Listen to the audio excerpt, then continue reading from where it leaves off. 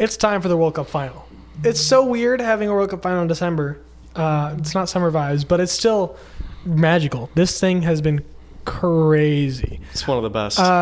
First thing I want to do, shout out to Morocco. You can't do anything but clap for them. Like, you can't do anything else. Yeah, they've paved their way all the way to the semifinal. First African nation to do it, and that's just huge for Africa. Yeah, first non-European or South American nation. That's crazy. Yeah. I can't believe what they've been able to do, who the teams they've been able to beat. I mean, look at the resume they've got now. They've beaten Portugal, Spain, and Belgium. Yeah. Soundly as well. I mean, those are three of the favorites to win the whole thing, and they're just knocking them out. All of them were top 10. Yeah, literally. I mean, I just want to start. I mean, we can start with Morocco. I can't understand that they didn't concede a goal until today. They didn't concede a single goal. Their defense has been out fucking standing. And can you name one defender other than Hakimi? Literally. Other than Hakimi, name one defender. Exactly. I mean, now we all know Amrabat, but before, did we know who he was? Shout out to Amrabat. If you don't know him, he plays for Fiorentina in the Serie A, and this man has been lighting it up. I remember like a month or so ago, Fiorentina played AC Milan, and I just remember telling my father, I was like, this guy Amrabat, he's something else. Like, no one says anything about him, and he just had a great game. Even though they lost, this man was all over the pitch. Yeah. And that's what we saw in the World Cup. He's all over the place, never gets tired, making tackles, making forward passes. I mean, I don't want to compare him to Kante because that's just another similar player, but it's just the engine. He's just never stops. He's always putting 120% effort. The engine, the mentality. Dude, if you saw the game, he absolutely crunched Mbappe like a couple times. Yeah, he's clamping him. The best player in the world right now? Yeah, right now, He's arguably. Clamping him? Like, really, guys? Like, I mean, and to be honest, I find it quite disrespectful that people are linking him away from Fiorentina. Like, he never expressed that he was running to leave. I mean, it always happens after World Cups. It's natural that it happens because it's the biggest stage, and then they're like, okay, if you can do it on this stage, you can do it on another stage, on the smaller stage. But we saw it with James, we saw it with a bunch of guys from 2018. Yeah, we know if a club presents the right money that he'll get his transfer, but right, and it'll be good for Fiorentina, and it'll be. So depending on the move, it could be good for him. He's playing in a bigger place, and the way how he plays, I don't see him being under immense pressure to do well. Unless he goes to a Chelsea, because that's where players go to die. But God, I hope he doesn't go to Chelsea. But yeah, honestly, the way he plays, the play style, the mentality, he could fit in almost anywhere. Yeah, I mean, a lot of teams need a good six, a good hardworking six. I mean, I know PSG is one off the top of my head. Mm-hmm. I don't know if they'll put in an offer for him. Him and Verratti would just... That's wow. dirty. That's dirty. Sorry to Idrissa Gueye, but I mean, he's just not in the same form he used to be. Yeah, it's just different. He's just not there anymore. It's okay. Maybe he'll be better in a different environment, but... Right. But this guy, Amrabat, has been lights out. He's been crucial to Morocco's success, why they haven't conceded goals. Seriously, yeah. It starts with the forward line, and it trickles down. Mm-hmm. If you have solid guys that are doing their jobs from the 10, from the 8, to the 6, to the back line, if everyone's doing their jobs, the goals don't get scored. Right. That's just... Everyone was invested. Now we see France's level. Exactly. They were tested with France, and they failed the test. But it's France, and they got weapons on weapons. No disrespect to Morocco for losing to France. There's no. How do you stop them? Exactly. Will anyone stop them again? That's literally, like I said this in our predictions. Like, their team is just stupid deep. I mean, and it's ridiculous. I also want to mention how in France the whole starting lineup, I believe there was like 8 or 9 guys at least that weren't born in France or like raised, know. Yeah. They all had either African citizenships or other European countries, and good for them, but geez, could you imagine how good African teams could be? I think about this a lot, and I really am conflicted with what I want to think. On one hand, I'm like, why are they playing for France? They should be playing for where they're really from, and where they should represent their real countries. But on the other hand, it's like, if you have the chance to be part of the best team in world football, arguably internationally, and you're at that level, I mean, it's hard to turn it down, because not only are you part of this impressive unit, but you're bettering your game. You are playing and training and teammates with some of the top players in the world. You got some of the best coaching, some of the best facilities. Like, it's hard. Like, imagine, I mean, we always say Aubameyang could be playing for France. We always say a lot of other players could be it's tough. France. It's tough because, you get moved from Africa to a country like France very early in your life, and you feel French, Yeah, and you don't have some of them, I mean, obviously every situation's different, but some of them don't really have a true connection to their home country, and they've been in France. They speak French. Right. And exactly why Erling Haaland chose Norway. Yeah. He could play for England and win the World Cup. He should have went to England. No, dude. No, you get born and raised in the country that you've lived in your whole life, and how could you say no to your nation? You would like, just put yourself in his shoes. I mean, it's hard to. Friends, family, teammates you've played with your whole life. Yeah, you're playing with the youth team your whole life. What do you just go? Oh, now I'm going to go play with these guys I've met twice. It's almost exactly. It's almost like you feel like you owe it to your country to play for them. You owe it to your country, and you owe it to the people who've brought you there and who've allowed you to get this success. Right. It's kind of you feel like you're turning your back on them if you go play for England. Exactly. It's a no-brainer for him, honestly. Yeah. So. That was good. I mean, I think I just want to let's go through the knockouts games. We all went through the group stage in our last episode. Let's just bang out the knockouts and talk about them, because I think obviously a lot of upsets, a lot of crazy games, a lot of penalty shootouts. Many penalties. I mean, and penalties like in regulation time. Yeah, like I kind of expected there would be a few, but this is overkill. This is so many. In just the knockouts, there was 5 penalty shootouts. Oh my god, that's crazy. Out of that's 15 games. Another reason this World Cup has been the best. Yeah, it's so close. Everyone wants to watch penalty shootouts. Yeah, it's just one of the most exciting things in soccer, and it's just. I mean, some of these teams are just so closely matched, and some of these underdogs are fighting with the big boys, and it's so cool to see. Mm-hmm. So cool to see Japan keeping up with Germany and the Croatias and all the big guys. And Spain, it's so awesome to see Morocco in it with Spain and Portugal. Beating Spain. How often do you see that? No, exactly. That's the beauty of the World Cup. Why you say, hey, my team didn't qualify. Look, I'm an Italian fan, and I wish we qualified. But this World Cup goes to show that, like, any team, regardless of the quality, can win games, because it's about right now who's in form, and Morocco's in form. Who can put it together and who can outsmart the other team. If the other team's going to underestimate you, if they're going to play to your strengths, they're going to pass the ball around and allow you to have the counterattacks or whatever you're good at, you're not going to win. Yeah. That's why we've seen so many managers gone already within a week. 3 or 4. Yeah, Spain and Brazil. Huge profile managers. Enrique's out. Whatever. Tutu's fucking. I think the Brazilian thing is Chiche. I don't even. Is it Tite? Like, is that it's spelled Tite, but I think it's Chiche? like the accent, like a Chiche or some shit like that. I don't know. Probably. But. It's crazy. It's insane. When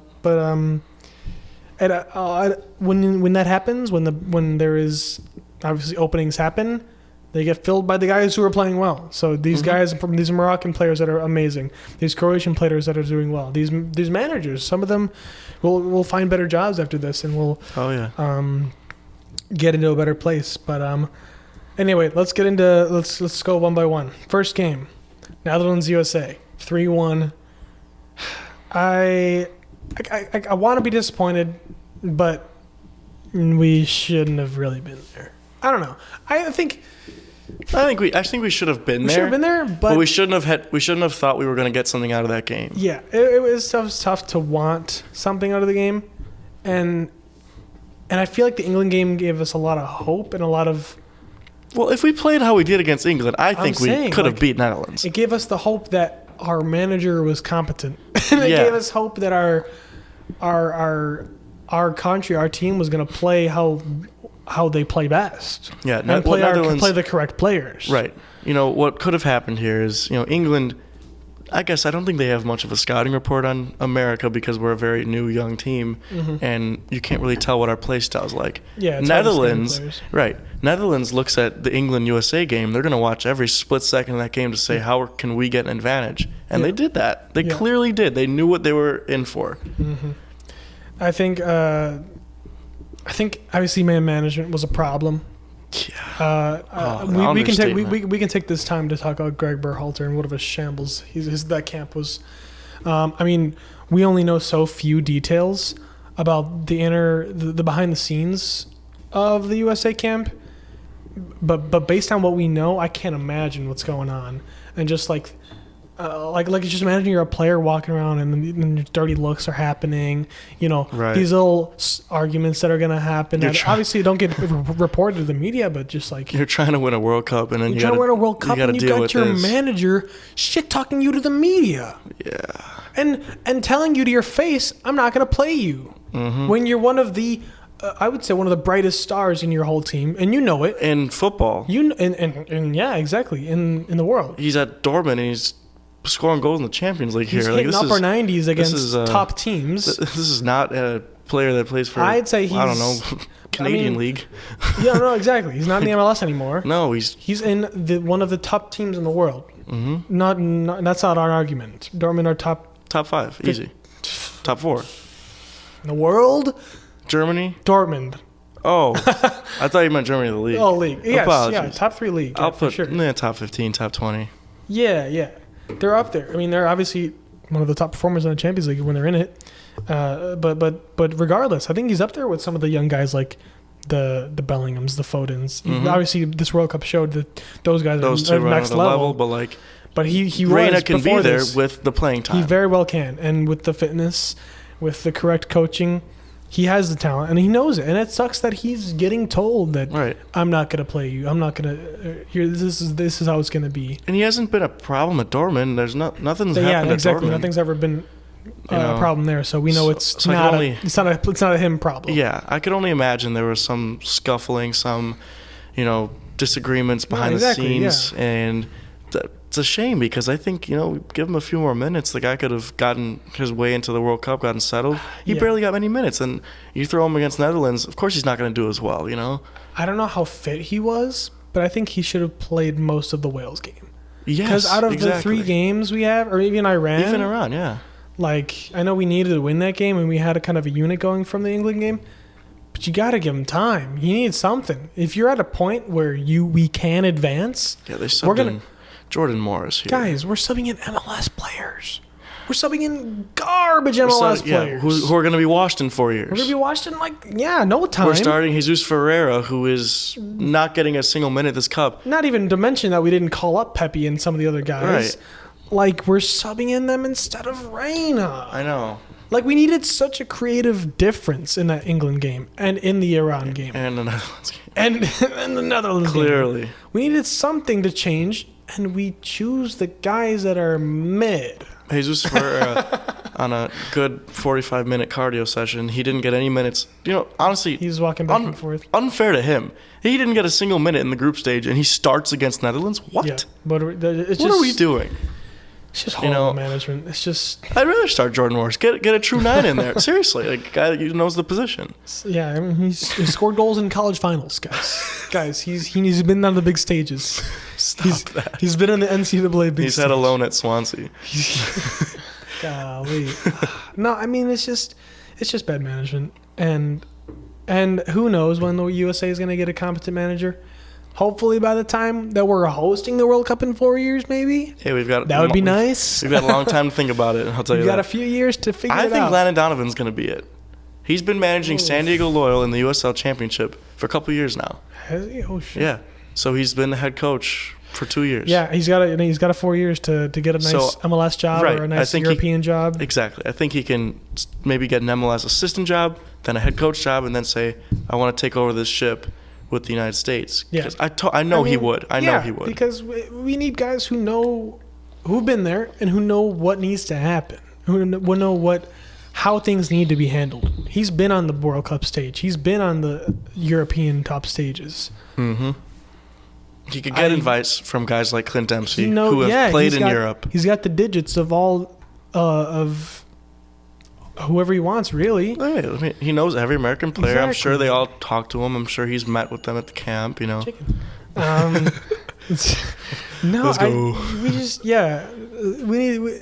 That could be a nice move. That could be a great segue into a new generation and a new era, because he was ahead of his time when he was playing for the United States. I think he so. was just on another level. I can imagine if he was with this team, him and Pulisic, I can kind of compare. They're just ahead of their time. Yeah, Yeah. It's just big player, not a great supporting cast. Yeah. I mean, some of the guys are amazing. Like some of the guys have put in the shifts. Like Zimmerman and Reem at this World Cup, they did a great job. Yeah. I mean, I underestimated them for sure from the start. I was like, why is Brooks not here? Why is some other guys not here? But they did their job. Yeah. It was a system play, but they did it. Yeah. Aside from a few penalties being conceded, they did the job. Yeah, that's what it is. Okay, enough of that. Argentina 2, Australia 1. I'm kind of just happy that Australia got out of the group. That was good. I think that's all they really wanted. That was their goal. That was all their you goal. can get. They had a tough group and they got out. Good for them. Yeah, props to them. I don't think I've ever seen them play before this World Cup. Yeah. Like, seriously. So good for them. They got themselves on the world stage. They played against Messi. Sorry, but you're not going to get past prime Messi right now. Like, it's not going to happen. Dude, I don't know if I said this in the pod, but I think I did right before. But, like, we are going into this World... We right before, so I was like, we're going to this World Cup with Messi on fucking prime form. Yeah, this is going to be ridiculous. Scary. This is going to be... and it has been. It's been crazy.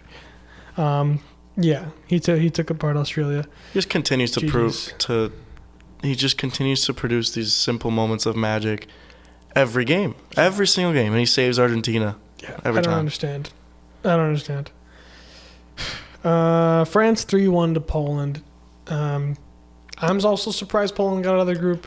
I'm surprised they got a goal. Exactly. They got the last minute pen. Poor Lewandowski. Glad he got his goal, but it's not a one-man show. It's tough. I saw really that. Tough. I saw there was a picture, or like a stat or something, that at all times Lewandowski was about 20 yards away or 25 yards away from any teammate of his. Stranded up top. I mean, yeah, what is he going to do? Go and track back and get the ball at 34 or whatever he is? Come on, what are you going to do, He needs, he just needs guys that are going to work. He needs an Amrabat, for sure. He needs an Amrabat. He needs Mbappe. He needs Dembele. That'd be nice. Yeah, that was a dismantling. Giroud had a really good goal. I can't remember. I think I want to give a shout out to Wojciech Szczesny. Yeah. Amazing tournament. Made some saves. Kept them in. It really brought them to the knockout stage. Unfortunate that they pulled France, because if Poland exactly. pulled a team they could beat, which is rare for them to do, but honestly, I had Szczesny thinking he was going to get the Golden Glove. Yeah, he was on course for it for sure. I think he had one of the best group stages. Yeah, and that's just unfortunate. You got France because they're on crack right now. Yeah, you can't beat them. Mbappe with 2 goals in the game. Yeah. Yeah. England 3-0 to Senegal. I had a really tough time listening to people saying that Senegal was going to win this game. We both predicted England would win. We thought it was going to be closer than it was. Yeah. But we knew England was going to be too much. And they were. Yeah, I think fair play to Senegal in the group. They really showed up when Mane was out. Yeah. But I just think England was too much. Who knew if they had Mane? What would have happened? Could have been different. Could have been a little bit different. But who fair knows? play to them. Japan 1-1 Croatia. 1-3 on pens. Croatia obviously went through. I don't really know if Japan was prepared for the task. I mean, we could have said the same for Spain or Germany, which they turned up. But Croatia, I think they played some beautiful football this tournament. They just have really great build-up, and they find the correct guys in the good areas. But Japan plays so electric, and the thing is, we talked about this before the game, was the midfield battle. Croatia was just a bit better. They just dominated them. Once they took out the link up and the little midfield tiki-taka from Japan, it was really nothing they could do. It was almost like Japan played a mirror of themselves, Yeah. which they hadn't done in this World Yeah, Cup. exactly. It's like Croatia. In midfield, great back line. And Counterattack, go. You know, sit back speed. and then counterattack, speed. Yeah. They were And both doing that against each other, and that's why it was just who's better, who's going to win. Like, who's better at it. Right. And it ended up going to all the way to the pens. Some terrible pens from Japan, I'm not going to lie. Yeah. I was watching it. What is up with people? It's 12 yards, okay? I know it's the World Cup. I know, but, like, you It's can't. just overthinking. There's That's no what it excuses is. for hitting the ball soft and the goalie freaking carrying it into his arms or hitting it low in the middle. Sorry, but that's not going to cut it. It's just overthinking. And it's overthinking the overthoughts. Right. It's like, oh, I'm going to do this, but he thinks I'm going to do this. And it's like, dude, hit it hard to a corner. I'd have no regrets. I'd rip it. How do you have regrets? You can't have regrets. Like the Messi pen against Croatia. Like, what you gonna stop that? Right. No. No. Just rip it. I mean, they all have the quality to do it. Yeah, no one will be upset at you, but people will be upset at you if you hit it really if you soft. dink it, and just it gets saved. That's just unacceptable. Brazil, 4-1. South Korea, right? Yeah, South Korea. I was watching that and I was just like, okay, this is just unfair. Just someone stop the game. Stop the count. Stop the count. Stop the cap. All the dancing they did that game was. Oh my god, the pigeon! If you pigeon. If you haven't seen the Guys, pigeon, if you haven't seen the pigeon memes, you got to see it. It's because it's like Richarlison going up to the coach and they're all doing the little pigeon dance, and then you got Modric throwing bird seed at him because they beat him. That came back to bite them the next game, which Right. I'm happy it did. Right. I was never a huge. I can't stand them. I think they were just honest. incredibly overhyped. They're getting overhyped. They're getting cocky, and it's like, okay, it comes back to bite you. Right. But yeah, obviously fair play. They beat South Korea. Well, It's like, I mean, it is what it is. I hope you beat them. God, yeah. That's like the highlight of their tournament. No, literally. God. Portugal 6-1 to Switzerland. This was the game that gave me the confidence that Portugal were going to go all the way, and it didn't. No. You really thought that was going to be that was like the Ronaldo not starting. Right, exactly. And they're going, oh my God, Gonzalo Ramos, he's gonna save us. He's gonna save us. And then what did he do against Morocco? Absolutely nothing. Experience always wins. It's a huge gamble. I mean, the fact that he scored 3 goals was an anomaly. You can't bank on that to happen again. Mm-mm. You just can't, because it almost never works out. If it does, 1 in a million. Mm-hmm. Great that it happened, but you got to have some better preparation for what's going to happen next. Because guess what? He scores 3 goals. What's Morocco going to do? Prepare for that to be. Right. They're watching all loads of film. They're seeing what he does. They're going to pull up his games from 2014 and see how he plays. They're going to see, when he's in the academy at 13, what he's doing right, what he's doing wrong. Yeah, exactly. And you got to think for that. You got to think ahead for that. Like on paper, all right, you can't exactly bash the Portugal coach for starting him again. Like in theory, it works in theory, but in practice, it's just not practical. Ronaldo was literally the man for the job that game. The way Morocco sits back, and you bring him on the 60th or something. Like, really? What do you expect him to do? I know. Everyone's gassed, honestly, and you bring on a 35-year-old who's not 30 minutes to work. Right. It's not enough. It's not fair to him. And then people are like, oh, he's getting so sad. It's like, what? If he started, he would have scored. I think so. I mean, they're a chance-creating team. They have a lot of creative players. You think one of the chances they created he couldn't have put away? No, he knows how. Simply because he knows how to get into better areas. The greatest goal scorer of all time. He's going to get there, and he's going to put one of them away. Exactly. 21-year-old from Benfica doesn't have his skill set. No, that's just not. He didn't. He clearly didn't know how to solve Morocco. Yeah, and it's because he doesn't have experience. He doesn't have experience. Not bad. Like fair play to him. Whatever. It's not fair to him. Right. That he was put in that situation. Yeah. That's so much. Dude, imagine the pressure. You score a hat trick in your first World Cup game ever to take the GOAT's spot. And then your coach says, "Go do it again."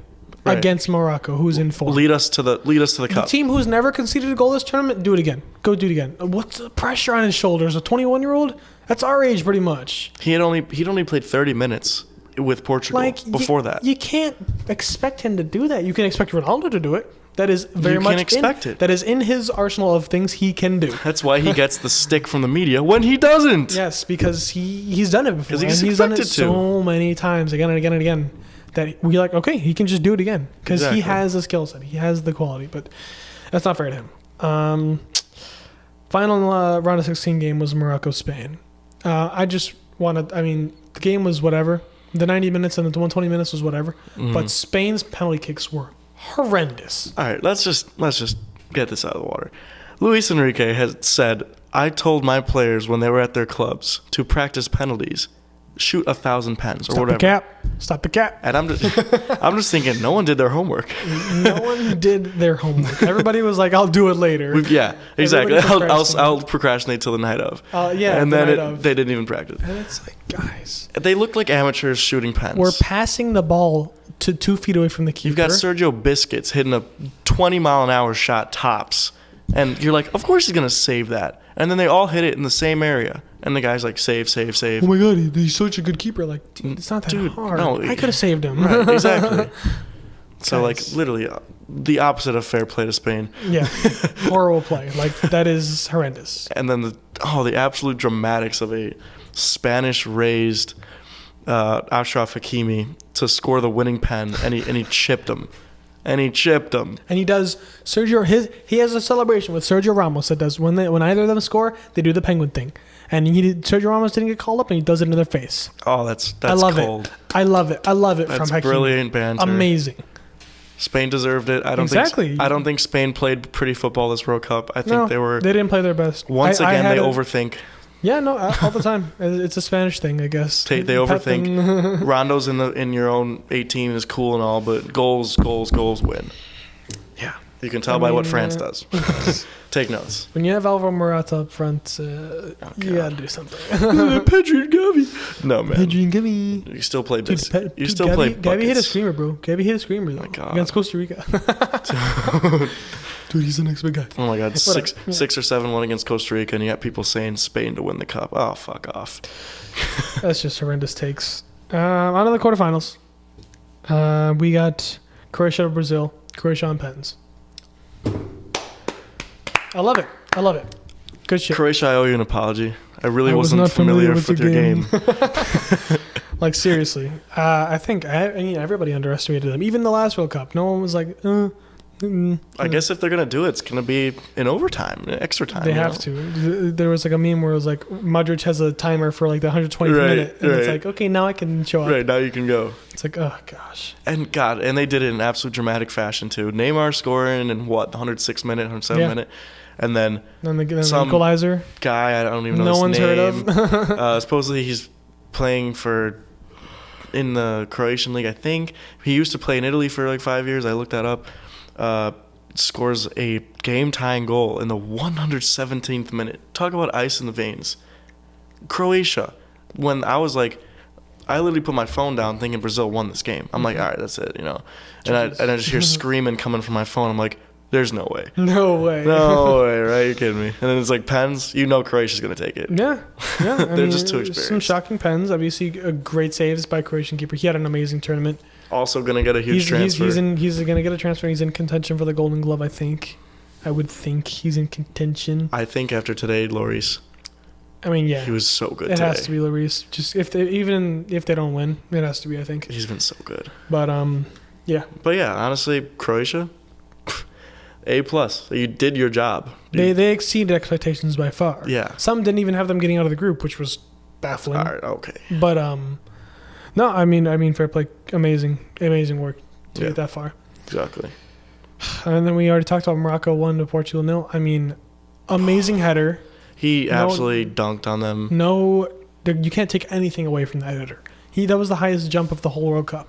You can only ask questions of what the keeper's doing because that guy jumped over the keeper's hands. How you doing that? That just means you weren't jumping high enough. Right. As a keeper, or anticipating it, Yeah. I mean, you weren't ready or you didn't jump high enough. Because I always tell my keepers, I'm like, because I'm a coach, I'm like, your hand can always get higher than anyone's jump. I always tell my keepers that if you are jumping to your fullest extension and you're extending your hands, you will be higher than anyone's head, unless they're like 6'10", which nobody is. Right. But it's just from the keeper. You gotta You got to make a decision, and it's hard. It's obviously very hard. It's in the situation, but you got to stay back or go for it. Which I think you should have gone for it.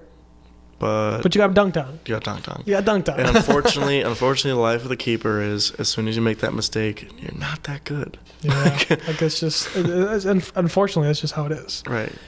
Yeah, that was tough. Sui out. Yeah, I honestly, God, it just broke my heart to see both Neymar and Ronaldo crying because it's like end of a dream. Neymar maybe another World Cup, but he just won't be the same player. No, he's gonna be very much a different player, a different way to utilize him. Right. Not like normal. Ronaldo will be 41, and I did see his sister post something about 41 years old being like the fruit of your life. I don't some quote that made everyone think Ronaldo's coming back for another cup. I wouldn't put it past him. He could be a sub, maybe just for the vibes. Hey, Dani Alves for the vibes for Brazil. That's a thing. No, exactly. Ronaldo, maybe you sub him in late for games. I mean, depending on where he's playing and how he's doing, I could very well see it happening. So I guess it's up to him now to stay in shape. It's gonna be tough. Mm-hmm. But if anyone can do it, this man is. If anything, qualified. He's shown over the years that he has no signs of he doesn't want to slowing down. Yeah, he doesn't even want to. So, and he can't. He honestly can't end it like that. Of course. He'll at least play Euros 2024. I think that's going to be his big thing. He has to try and win that. Yeah. I think he's going to. There's no doubt that he'll play that. Yeah. Netherlands 2, Argentina 2, 3-4 in pens. There's a lot to unpack from this game. This game was really crazy. Ridiculous.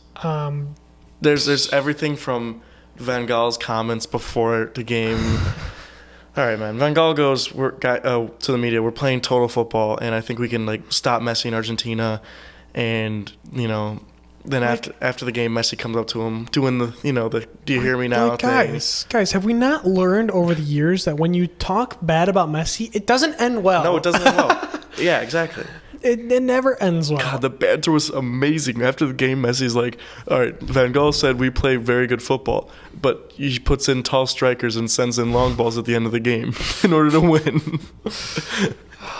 Which, that's the only thing that could have worked at that point. But I'm surprised they didn't try that more, but that's just... Man, I have to try to remember what individually happened this game because it was... Weghorst subbed in, 60th, 70th minute. Two goals. Subs in, scores 83rd minute, and then scores in the 101st minute of regulation time. That free kick time. was crazy. I can't lie. I say it once and I say it again. Free kicks that are planned that aren't shots, I think they're just as lethal as shots. Most times more. Sometimes more. If you can perfect it. If you can put that together in training and you have a plan, it's most of the time you're at least have a shot on goal. Nobody saw it coming either. I didn't see it coming. No, I was like, no way. I was like, there's no way. I was expecting them to shoot. Everyone is. Right. Because that's a huge risk. What you got to do. It's a huge risk to pass because then you're like, why didn't you shoot? Yeah. Well, this is why you take the risk. Yeah. High risk, high reward situations. And it worked out. It was an amazing run from Weghorst and a good left-footed shot. Mm-hmm. Fair play. Couldn't get it done in pens, though. And let's talk about the refereeing in this game because it was pretty bad. Argentina was getting every call. I kind of feel for the Netherlands players because it's been a messy cup. It's been an Argentina cup from the refereeing standpoint. I don't want to admit it. Obviously, you never want to say something's rigged, but I don't think it's rigged. I think it's just one way. You can't not speculate because... Of course. Messi was getting every call. I know Messi's playing out of his mind, and credit to him, but his teammates were not getting reds when they should have. Messi could have had a red in this game, I think. And Messi, okay, so in the box or some in the defensive half, Van Dijk or one other Netherlands player swats the ball out of the air. 20 minutes later, Messi does the exact same thing. No yellow card for Messi, yellow card for the Netherlands guy. Yeah. And it's just and Van Dijk's looking at the ref saying, over here you gave my guy a card, and now just because it's Messi, you're not giving him a card? Obviously you don't want to speculate, but you kind of have to. Yeah, why is this not there has to be an explanation. And I am a very big proponent or a very big fan of there should be post-game interviews for refs. Or some kind of accountability, because it's a lot of pressure that the coaches and the players have to go through to sit in a camera and explain, why did you not score this game? Right. Why did you do this tactic? That's so much you have to How about why did you not You have give to that take, guy a red card. No, exactly. The players and the coaches have to take full accountability and say, I messed up. I didn't do this. I should have done this. Why aren't the refs under the same level of scrutiny? They're they're just as much, if not a bigger part of the game. They change games. They completely change outcomes of games. Penalties and fouls and red cards they create circumstance. They create situations that change how you have to play. And if something's not getting called or something is getting called that shouldn't, needs to be questioned. It needs to be brought to light. And I think the fact that 3 of the quarterfinal refs got dismissed and got sent home. Oh yeah, that ref's gone. Yeah, he's never going to ref a World Cup game again. No. And it's like, okay, you can do that, but great for them, but it's too late. We want to know why, and we want to get him under the camera and the lights of what's going on. What's your reason? Open up the rule books if you have to, because we will argue. No, exactly, because like he wants to, there needs to be an explanation as to why you're making these calls and why you're not. If there is a genuine thing, like I couldn't see, I was blocked by, I couldn't my view. Okay, that's one thing. Okay, right? There's something, but if it's just like, oh, I like Messi. Yeah, I mean, obviously they're not going to never admit it. They're not going to say that. He'll at least say I made a mistake. But there has to be, to and that's what the fans are owed. Yeah, we want to hear because no one has ever known. There's never been anything. Never been an explanation. So we want to know, like, why is this happening? Right, and we haven't even touched on the whole fight that happened. Yeah. All right, Leandro Paredes wipes out Nathan Ake. He's a menace. Wipes out Nathan Ake. And then goes back again. That's a yellow card, right? Yes. He got a yellow for that. Goes to the ball. Boots it at the bench. Full green time laces into the Netherlands bench. Of course they're going to clear the benches. Van Dijk body slams him.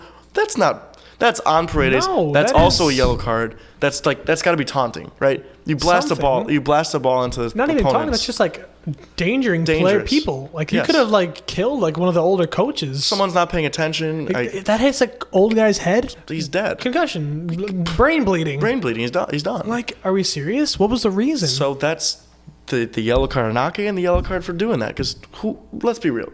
Who does that? Why would you do that? He should have been sent off for that. There's no reason that should be allowed. And he's sent off. I think Netherlands win that game. It very well possible because you go to extra time with a red card. How do Argentina very hard. crawl back? I mean, because they had the momentum from the free kick. They had all the momentum after that. There's no reason. There's no excuses for the ref. No excuses. No, like why is he not getting sent off? Why is something not being said? And at least to him. There's no. I was like, am I missing something? Did he get like cleated earlier in the game? I was like, what am I missing? Why did he do that? And you just chalk. And he got away with it. I know. And you just chalk it up to Argentina. Messi. We want Messi to win. We want this. We want the legacy to live. Guys, something's off here. And the amount of penalty kicks Argentina's had. Okay, it's so many. I think Messi has like one or two non-penalty goals. Right. Yeah. One. No, two. Mexico, long shot, and then and Australia. Yes.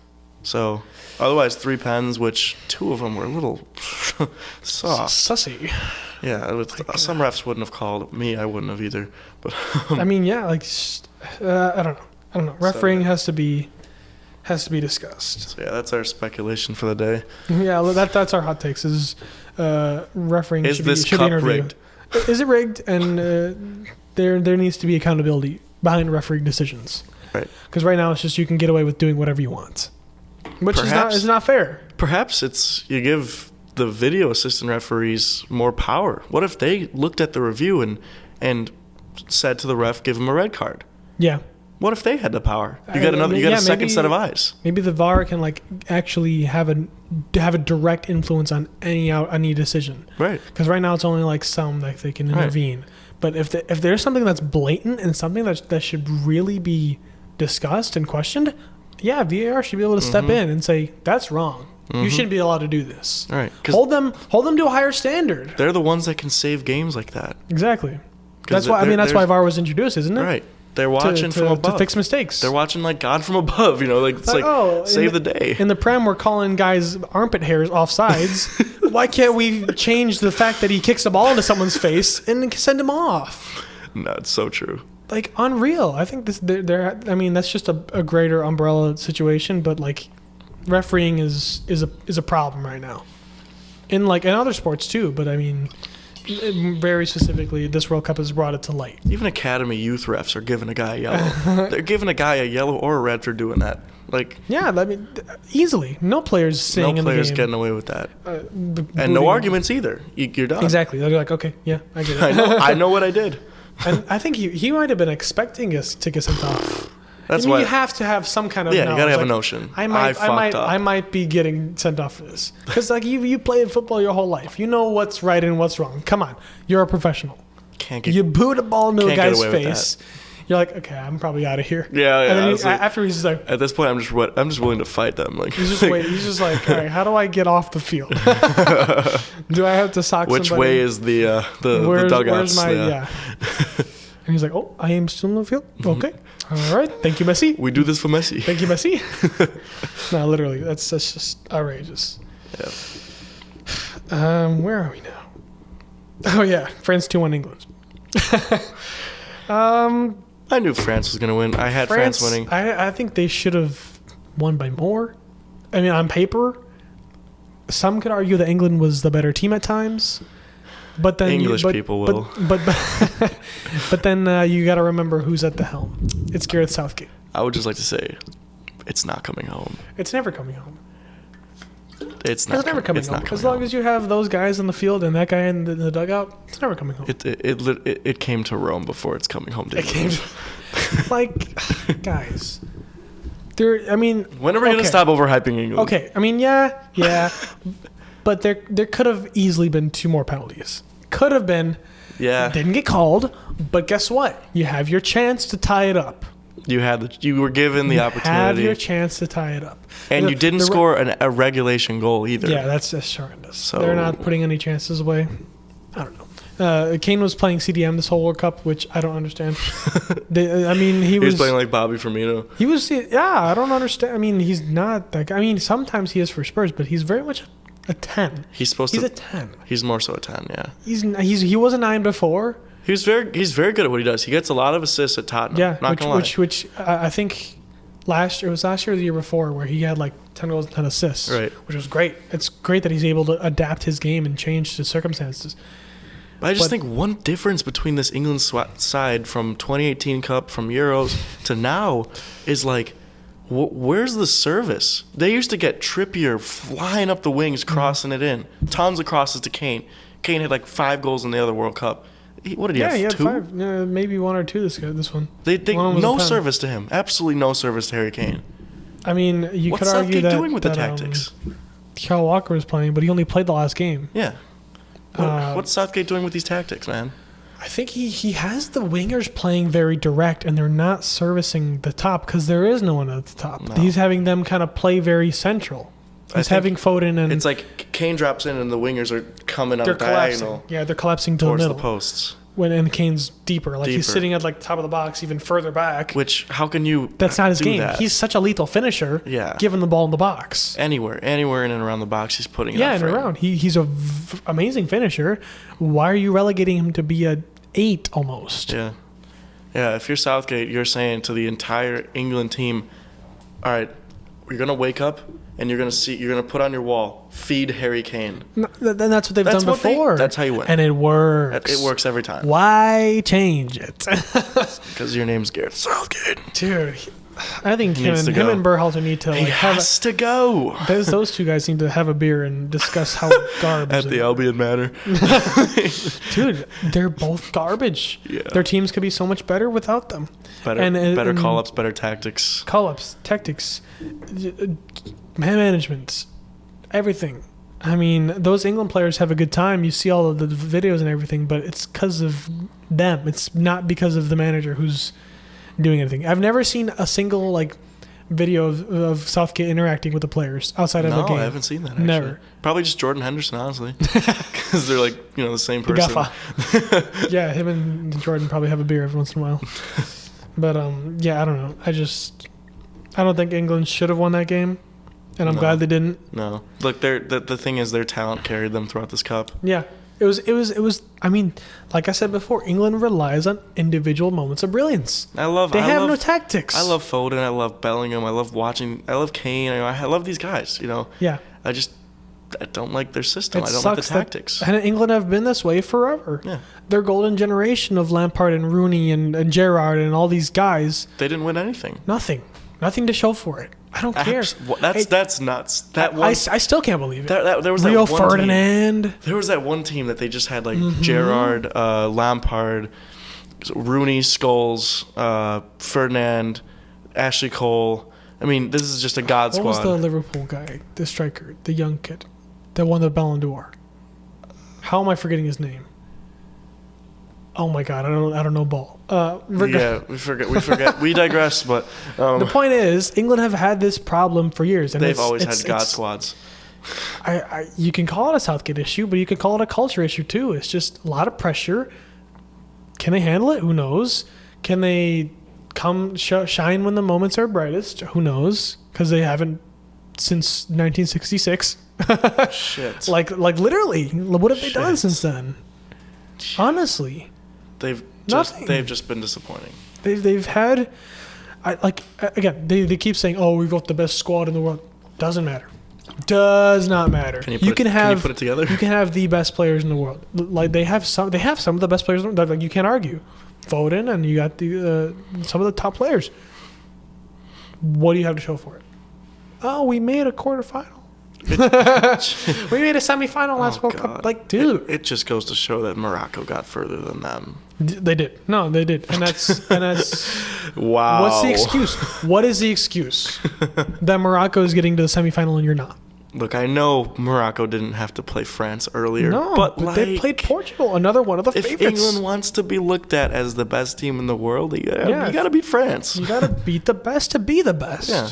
That's Well. just how it goes. You cannot. How do they expect to win the World Cup without beating the best teams? You can't. You can't. You have to display that you're the best.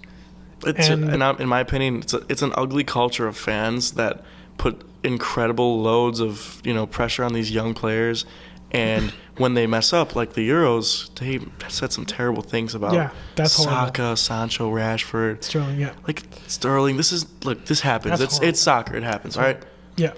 You don't do that to your players. can't. You're supposed to be loyal to them. You're supposed to have their backs when they fall. And another big thing is the media. It's the English media that hypes It's these a problem. guys up so much. It's a problem in Like, England. It's why a are problem in they- the Premier League too. Why are they worth $100 million and no one else is worth $100 million? the media. It's It's the the fact media. that they put them to such a high regard that they feel like they have to meet this higher expectation. But and when they can't, when they're human, when people realize, oh, these guys are not gods, they shit on them. It's so And then let them it's have so it. crazy. It's not so fair to crazy. them. Man United weren't willing to fork up $20 million for Adrian Rabiot, and he drops an absolute masterclass against England, sends them home. This is exactly what I mean by the British tax. Yes, dude. Adrian Rabiot comes in and drops that game against them, and to English people, he's worth maybe 30.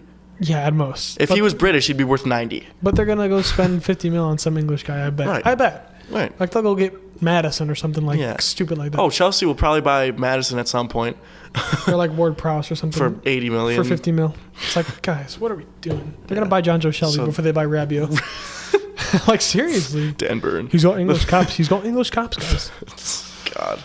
I don't know. The expectation is just too much. On to semis. We've got Argentina, Croatia. Just outclassed them. Just simply outclassed. It was just it's just prime Messi. I'm sorry. There's can't nothing stop you can it. do. Like that run he had against Guardiola, we've all seen it. Well, how do you stop that? One of the most informed defenders, one of the most sought after 20-year-olds in the world, and he just put him in a blender. You've got the guy that they're saying defender of the tournament, and you've got the guy they're saying goalie of the tournament. What does Messi do? He says humiliates okay, them both. Okay, I'll show you. He You- gives it to. You weren't familiar with yeah. my game. They should have been, but they weren't. They weren't ready, and I don't know if you can ever be ready for Messi. No. Like it's, Closing thoughts on Croatia. I'm gonna be honest. It was only a matter of time till the team dismantled them. It was either gonna be Argentina or Yeah. France. the magic was going to run out. I mean, you got to say the same for Morocco, but it's like the magic was going to run out. Yeah. And it sucks that it did. Would have been amazing if it kept going, but it's just like. You can't stop prime Messi. All right. And another thing is when you've got a guy who knows Messi and who's making the right runs, like Alvarez has been doing. Obviously, I'm a City fan. I'm biased, but I think he's been one of the best attackers of the World Cup. He's earned his I don't respect. think you can deny it. He's earned his respect. I honestly haven't seen a single game of his before this Cup. He has stunned me with his movement, with his He's had lethalness. this movement for this year, and he's not only has he been in the right goal scoring places for City, he's been putting together really good passes and assists. I think he's our fourth highest assister, which with the minutes he's getting, that's pretty good. And as a 9. Exactly. When you've got with the Mahrez, minutes and Foden, with the position, Gundogan, De Bruyne, you name that's it. pretty good. And he's got 3 Premier League goals, which is pretty good for For the his minutes first he's year. getting. And he's behind Haaland. He's behind Haaland. It's his first season. That's pretty good. So, yeah, just exciting for him. I think, yeah, he's got big things coming. I don't want to put the pressure on him of saying he's the next Aguero. Right. But he's playing like him. He's got the instincts, which I think is the most important thing, is being in the right place and having the composure to put it in the net. Like that second goal, the run he made, oh my God. Yeah, that was brilliant. I mean, granted, a little bit of a FIFA goal at the end with the stickiness. Look, he was right place, right time. But His run was brilliant. He earned the pen at the very beginning with a great run. 100%. And even later in the game, he was still making those runs, getting him behind, causing issues, you know? He's just, I think he's going to be great, and I'm so glad we have him. Yeah. But honestly, you just have to shout out Luka Modric for what he's given to the game. Yeah. You know, I'm going to just say it. I think he's better than Xavi. I think he's equal to Iniesta and Pirlo. I think he's at that level. You got to put him up there. For what he's dragged a country of 4 million people. 4 million people. That's final like and the size of Chicago is the whole country. Yeah. And he's dragged them and carried them and played so well. Played in the best team of the decade, arguably, and won 5 Champions Leagues. Ballon d'Or won the Golden Ball at the World Cup. Yeah. He led his team to the final and the semifinal. I mean, what more can you do as a midfielder from Croatia? You can't do more. You can't do more. 33 and exactly. 37 At his years age, you can't do more. I'm always gonna say it. It's a mentality. It's just a mentality. He was born and raised in a tough. He's got that dog in him. He has that dog in him. You know. He's got that dog in him. He was born and raised with a tough life. He was raised with bombs going off behind his house. You know. Obviously, you can't teach that, but like you can't teach this quality. But the thing is, he's fought through so much through his life, and he's fought through so much in his career. Yeah. You know? Yeah. Fair play. You can't hate him. You cannot dislike him. France 2-0 to Morocco. Expected, and it sucks. I feel like they could have got at least one. Oh, Morocco was showing signs of a comeback at one point. If they really got one, that would have changed the game. They didn't get their goal. If they got their goal, it would have changed the game. But then France put it away. Put one away, and then bound to happen. I think you can't disrespect Morocco at all with what they did this tournament. Far exceeded expectations. So many people. I was looking at like the pre-tournament rank. People had them finishing 4th in their group. Yeah, I'm sorry. I didn't think they were going to get out of the group. No, like no one had them doing well at all. They topped their group, not letting up a goal, beating all these top teams. Letting up one goal, which was a pen. Oh, no, sorry, an own goal. No. An own goal. Yeah. God. Morocco, shout out to you guys. I hope we see you again in the next World Cup, whatever, the AFCON, which is qualifiers are coming up. Yeah. Yeah, they're scary. They've put it together, and they're one of the teams that don't have the star names, but they've got some leaders, and they've got some guys who play their role to a T. Some unsung heroes, Ziyech, who doesn't get any minutes on Chelsea, I think lights it up for Chelsea. He needs to walk into that dressing room next time and say, "Get me out of here." Minutes or transfer? Minutes or get me out of here, because he's too good for Chelsea. He's too good. I don't care. I don't care what anybody wants to say about Mickey Mounts. Anybody wants to say about Raheem Mid. He's too good for Chelsea. He'd get minutes, and he should start at over half the Champions League teams. Yes. Seriously. Yes. I think, I don't know why, but I just had a random thought of him going to Dortmund. I don't know why, but it's just nice. Like a guy. He's linked to AC Milan. We need a right winger badly. Yeah. And he would fit in our style. Imagine him cutting very in, dynamic, crossing to Giroud. Exactly. Leao's on the other side dribbling. I mean, it would just make sense. But, obviously his wages are probably going to be massive. But I'm sure we can make it happen. Yeah. I think he needs to go somewhere where they would appreciate him. That's all. Right, exactly. Then he'll get minutes. That's all. He'll be appreciated.